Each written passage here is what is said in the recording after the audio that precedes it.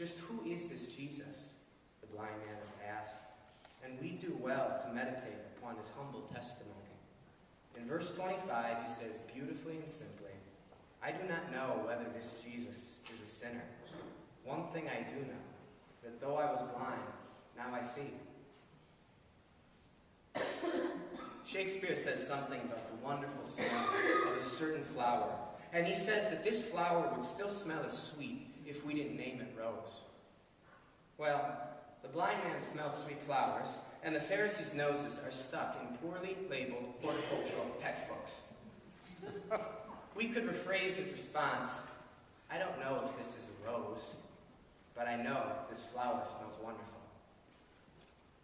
The blind man's response to the Pharisees spotlights the difference between proof-seeking and truth-seeking.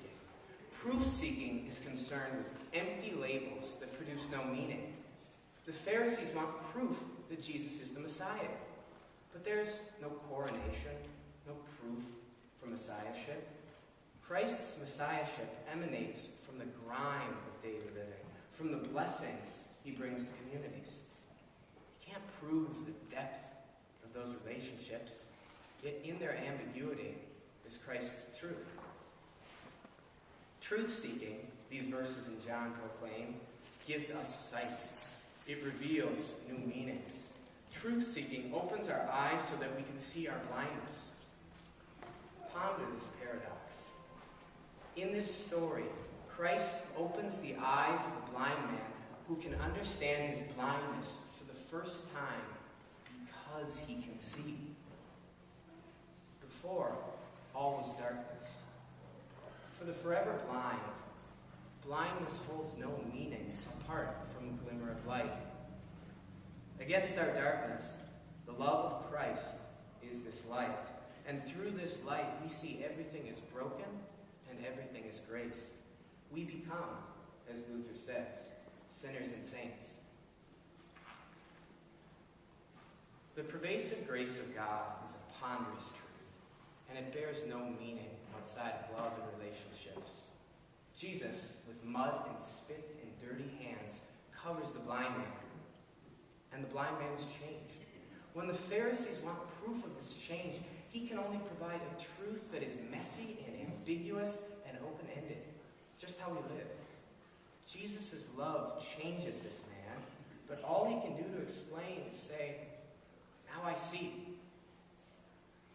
I pray that each of you has been blessed with loving relationships that leave you similarly inarticulate. What proof could you offer for the immensity of this love?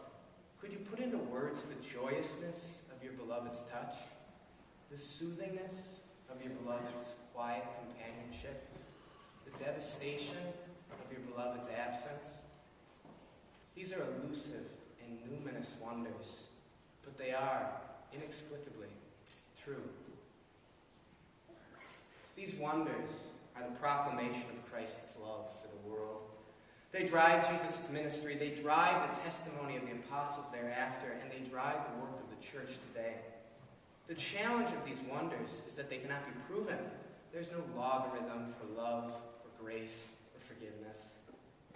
But tryingly and unexpectedly, we find these truths by living each day. Our responsibility is to hasten their appearance. For my college-age peers, and most likely everyone else too, this is a daunting call because instilling Christ's love in the world requires that we empty ourselves first. It is centered on the other instead of the self, and it pursues the intangible instead of the tangible. Given that lineup, our odds don't look good. Proof-seeking, with its reliance on the self-certain and the controlled, sounds like a better enterprise. Yet here we are.